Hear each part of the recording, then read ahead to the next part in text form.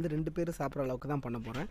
அதனால் 1/4 kilo chicken, பெருஞ்சீரகம், கறி மசாலா பட்டை, 100 கிராம் வெங்காயம், 100 கிராம் தக்காளி, மலை பூண்டாக இருந்தால் 4 பல் எடுத்துக்கங்க, சின்ன பூண்டாக இருந்துச்சுன்னா 6 பல் எடுத்துக்கங்க, சுண்டு வரலில் பாதி சுண்டு வரல் சைஸுக்கு இஞ்சி எடுத்துக்கோங்க. ஓகேங்களா? அது 2த்தையும் போட்டு மிக்சியில் போட்டு அடிச்சுங்க. அடித்து பேஸ்ட் மாதிரி ரெடி பண்ணி வச்சுக்கோங்க. அப்புறம் வந்து கொத்தமல்லி தழை, புதினா தழை, அப்புறம் லெமன், 1/4 மூடி தேங்காய் எடுத்துங்க. அப்புறம் 2 பச்சை மிளகாய், சிக்கன் மசாலா, அப்புறம் மிளகாய்த்தூள், மல்லித்தூள், மஞ்சள் தூள், அப்புறம் உப்பு. எண்ணெய் ஊற்றிட்டு கறி மசாலா பட்டை அதில் போட்டுங்க. அப்புறம் வெங்காயம் போட்டு வெங்காயத்தை நல்லா வதக்கிங்க. வெங்காயம் வதங்கினதுக்கப்புறம் பச்சை மிளகாய் போட்டுங்க. கொஞ்சம் நேரம் கழித்து தக்காளி போட்டுருங்க. நல்லா தக்காளியெல்லாம் வதக்கணும். வதங்கி முடிச்சதுக்கப்புறம் கொஞ்சம் இஞ்சி பூண்டு பேஸ்ட் போட்டு பச்சை வாடை போடுற அளவுக்கு நல்லா வதக்கிக்குங்க.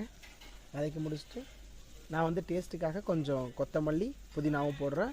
உங்களுக்கு டேஸ்ட்டு பிடிச்சிருந்தா போடுங்க, இல்லைனா போடலைனாலும் பிரச்சனை இல்லை. சரிங்களா? அதுக்கப்புறம் கொஞ்சம் நல்லா எல்லாத்தையும் நல்லா வதக்கிக்குங்க. சுத்தமாக வீடியோவில் பார்க்குற மாதிரி நல்லா வதக்கிக்குங்க. வதக்கிட்டு சிக்கன் போட்டுங்க.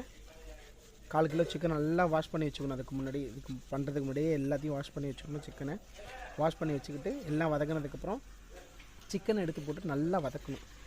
நல்லா வதக்குனிங்கன்னா அப்படியே தண்ணி விடும். கொஞ்சமாக தண்ணி விட்றப்ப என்ன பண்ணுங்கள், சிக்கன் மசாலா,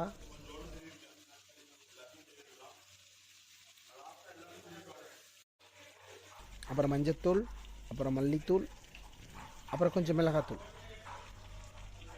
போட்டுட்டு நல்லா அதையும் போட்டு நல்லா வதக்குங்க. அதோட பச்சை வாடையும் நல்லா போகணும். வதக்கிக்கிட்டு கொஞ்சமாக அது வதங்கி தண்ணி விடும். சப்போஸ் தண்ணி சிக்கன் விடலைன்னா நீங்கள் கொஞ்சம் தண்ணி ஊற்றி அப்படியே வேக விட்ருங்க. சிக்கன் நல்லா வேக விட்டு மூடி போட்டு மூடிட்டுங்க. கொஞ்சம் வெந்துடும். நிறையா தண்ணி ஊற்றக்கூடாது. நிறையா தண்ணி ஊற்றினா குழம்பு மாதிரி போயிடும். அதனால் கொஞ்சமாக தான் தண்ணி ஊற்றணும். கொஞ்சமாக தண்ணி ஊற்றினீங்கன்னா கிரேவி மாதிரி இருக்கும். நிறையா ஊற்றக்கூடாது, அதுவும் தண்ணி விடும். சப்போஸ் முன்னாடியே தண்ணி விடலைனாலும் கொஞ்சம் நேரம் கழித்து தண்ணி விடும். லெமன் வந்து அதில் கொஞ்சமாக புழிஞ்சு விட்டுக்குங்க. ஏன்னா கசப்பு, இந்த இஞ்சி பூண்டு பேஸ்ட் போடுறதுனால கசக்கும். அதனால் லெமன் போட்டு புழிஞ்சு விட்டிங்கன்னா கொஞ்சம் கசப்பு எடுத்துரும். சரிங்களா? அதுக்கப்புறம் 1/4 மூடி தேங்காய் எடுத்துக்கிட்டேன். 1/4 மூடி தேங்காய் போட்டுங்க.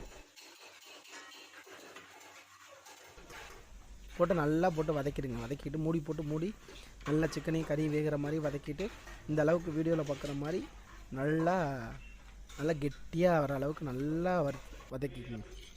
கெட்டியாக வர அளவுக்கு நல்லா ஃப்ளேம் வந்து ஹை ஃப்ளேமில் இருக்கக்கூடாது, லோ ஃப்ளேமில் தான் இருக்கணும்.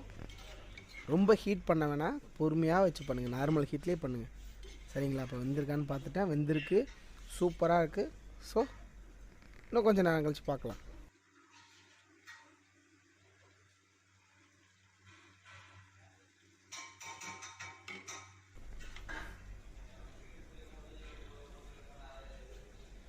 பார்க்குறப்பே நாக்கு ஊறுதுங்க. அப்படியே சாப்பிடணும் போல் இருக்குது.